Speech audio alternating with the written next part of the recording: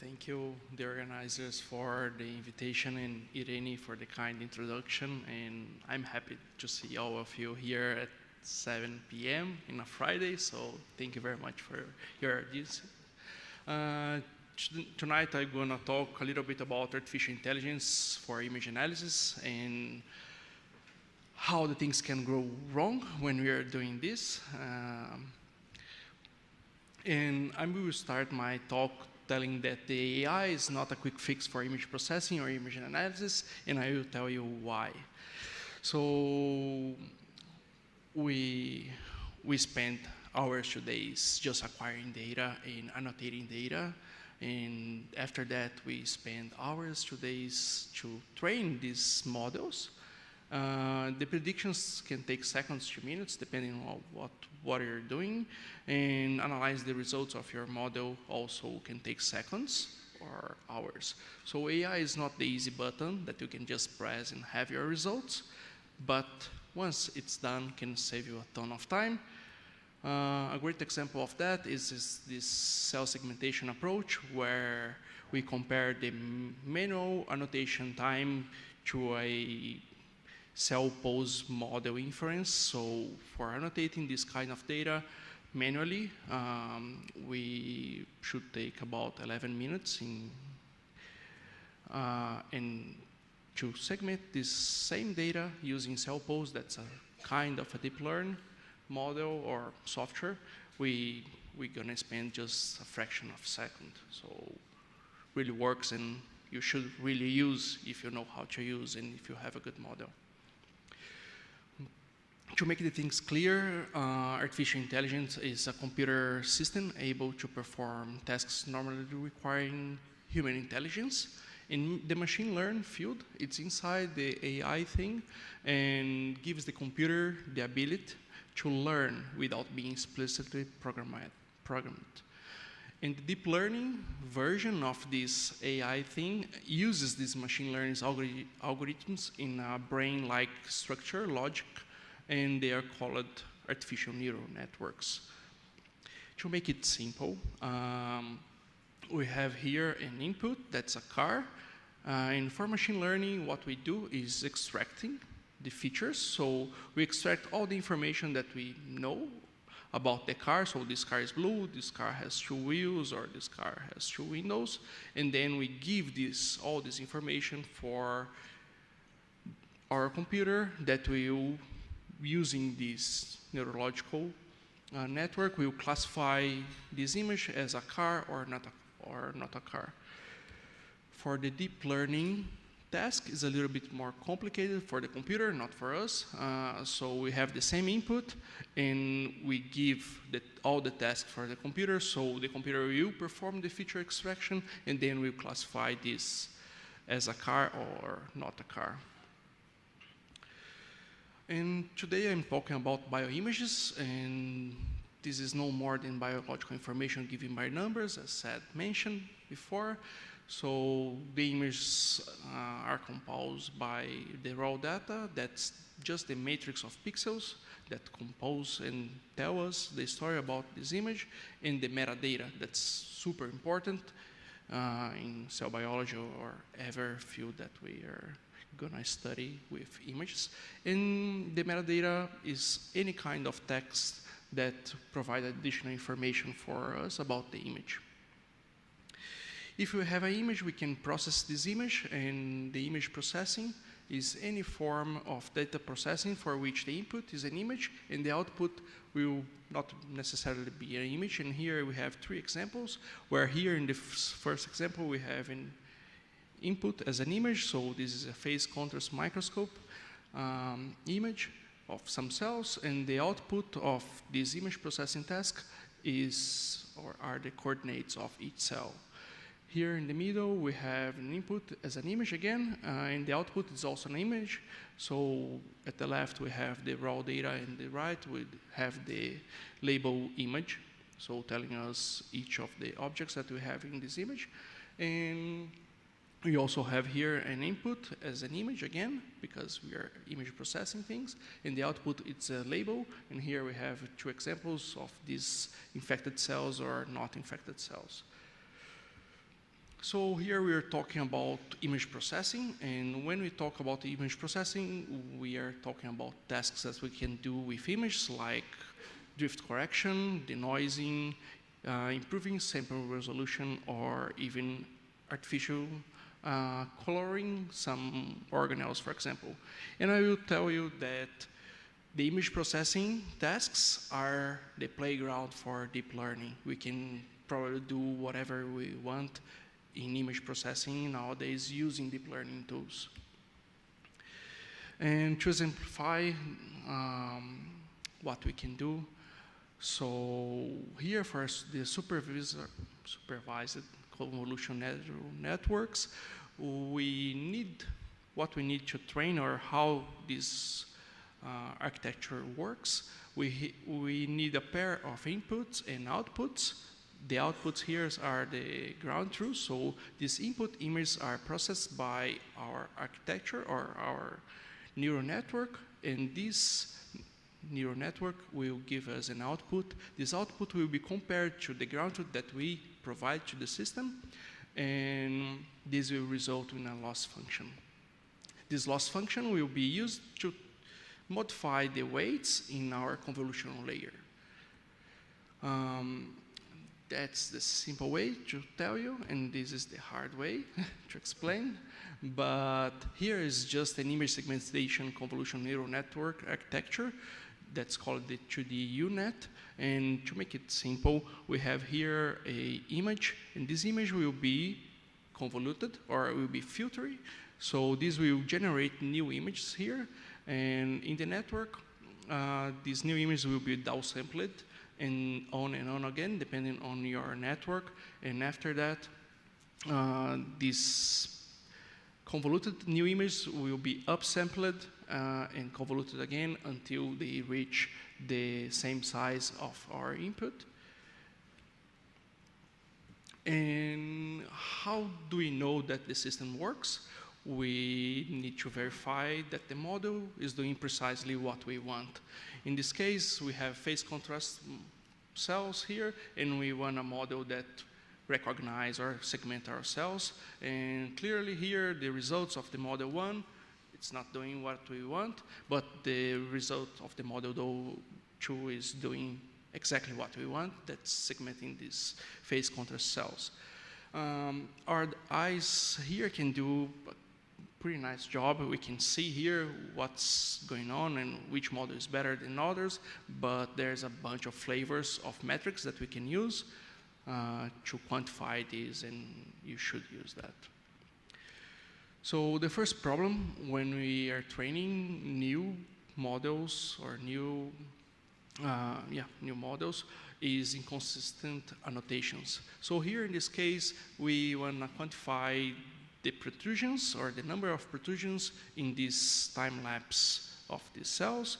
And if I ask you, all of you, to annotate where is the protrusion and where is the cell body here in this cell, I will have sure that any of you will point out where is the protrusion and where is the cell body in a different way. But they had this data and annotated like that, and they used this to train a model, and the result was this one. Okay, the model were able to recognize the cells and some protrusions, but the model didn't give me or didn't give them the number of protrusions for each cell. So what they had to do were to create a new imaging processing approach where they segment the entire cell and they point out just the tip of the protrusion. So training this new model, they were able to recognize and to count the number of protrusions in different cell shapes, like we see here. Another problem during training of models is image quality, and that can be really tricky because biomedical images can get really large, as Greg mentioned earlier, up to terabytes or petabytes. And during training, we have a major limitation, that's the GPU memory size. So we need to fill the the image inside our GPU, and that's our major limitation. So here they wanna segment cells in mitosis, and they have this huge image, about 7,000 pixels by 7,000 pixels, and normally this kind of huge image doesn't fit in a GPU memory well. So one strategy is just to crop this image in a 512 by 512 with the correspondence ground truth of this image. So they did that. So this new small image could fit in the GPU, and they trained the model, and this was the result of the model. Empty masks. They were not able to recognize any of these mitotic cells. Why that happens? Just because they forgot to see the receptive field of the network, so what the network sees. As I mentioned before in the beginning of this talk, we have a bunch of downsampling going on in the network, and the receptive field for this particular network was just this region of the cell. So the network was just seeing this, and this was not enough information for the model to recognize this model. So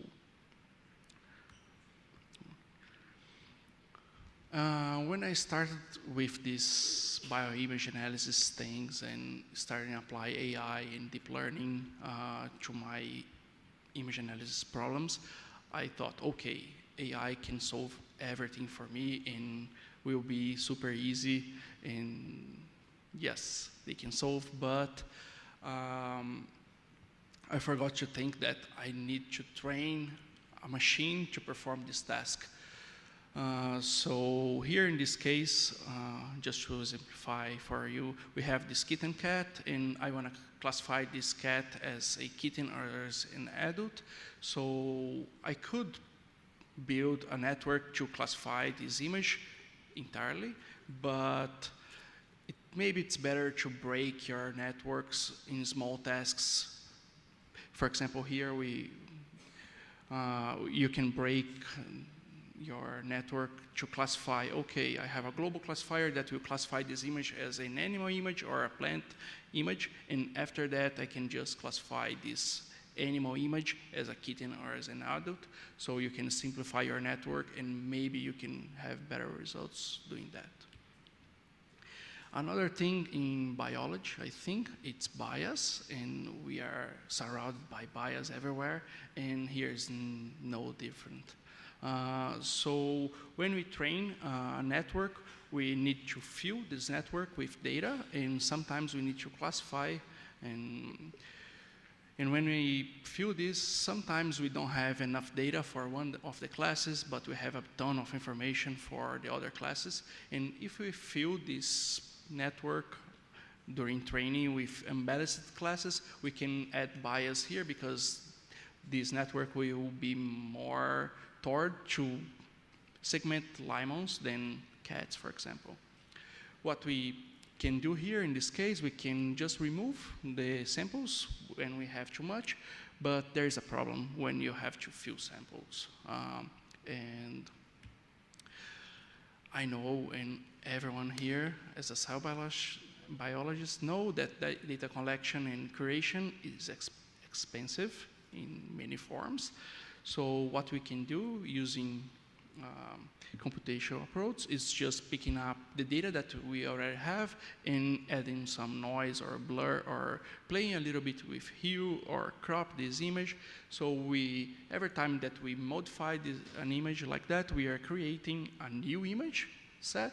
And if you do this with your raw data and the annotated data, you will increase your data sampling.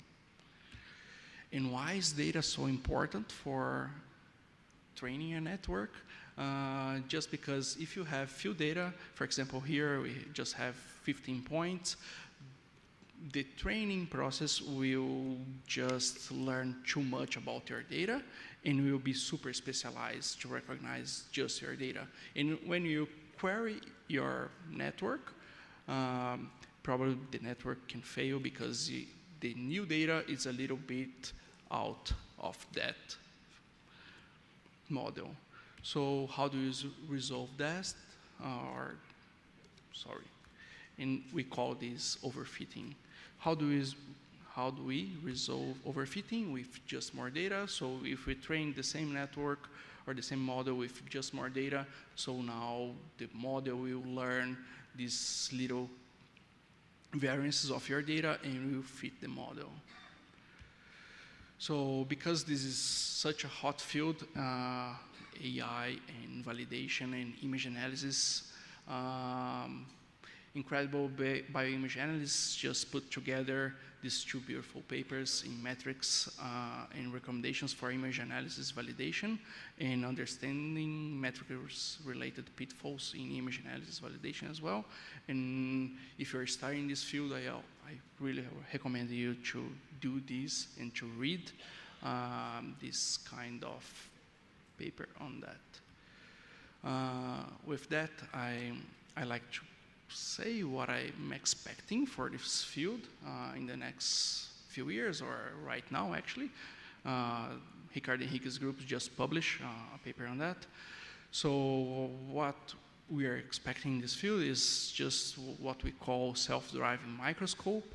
And what that means that the microscope or the image acquisition part of the microscope will use this deep learning approach or this machine learning or this AI approach to tell the microscope how to acquire the data. So with that, we can improve the sample health and also improve the image information that we are acquiring right now.